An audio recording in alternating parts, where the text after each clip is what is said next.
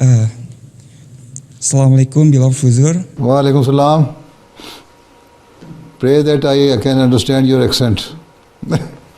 Acha. Huzur, my name is Umar Faruk Zafrullah. Uh, Regarding to my education, that's biomedical science, what is a suitable or relevant research topic that will be useful for Jamaat?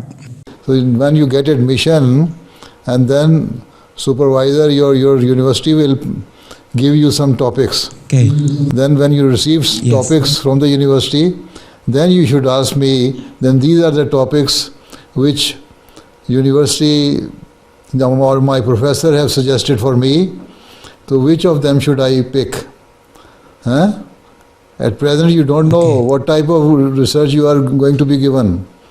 So when you get admission, then you ask your professor, whenever your professor gives you any topic, or he gives you the option that these are the topics, pick any one of them. Then if you want to seek any guidance, then you ask me, right?